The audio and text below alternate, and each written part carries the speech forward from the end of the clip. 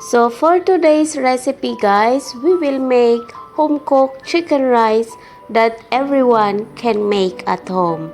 Please stay tuned and keep on watching.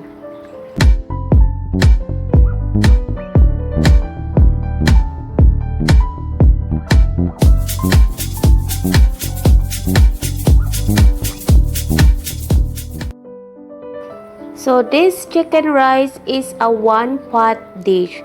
So we already have here rice, chicken, tofu for another option, and vegetables. So first we have to marinate our chicken. Anyway guys, you can use a whole chicken if you are a big family. Since we are two only, so I opt to use boneless and using chicken breast. So before we start cooking, we have to prepare all the ingredients, and we need a lot of garlic for this chicken rice.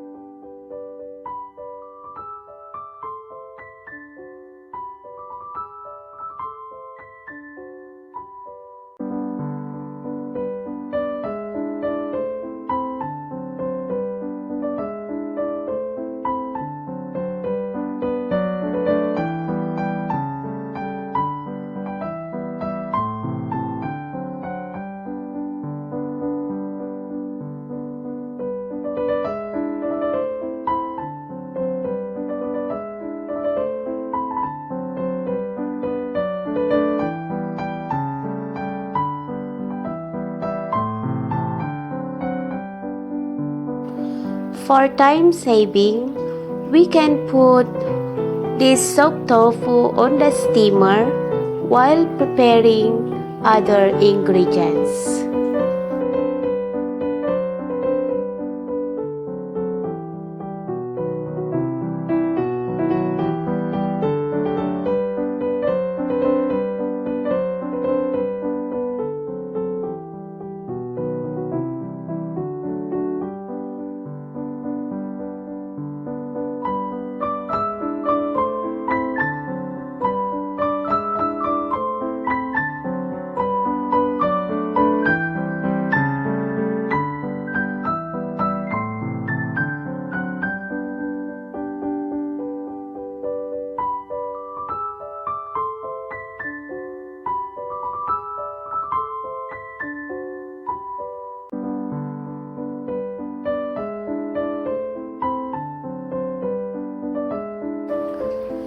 So this is my way guys on how I wash greeny vegetables. I use vinegar and soak them for a while. This way, just to make sure that vegetable is washed well, because sometimes we don't know that they spray pesticides or any other chemical used for the plants.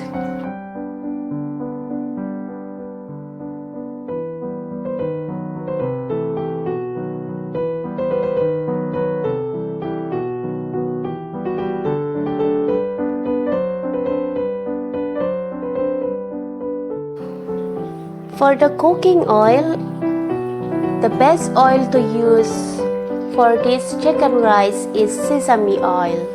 Since I don't have sesame oil available on my kitchen, I'm using my homemade coconut oil.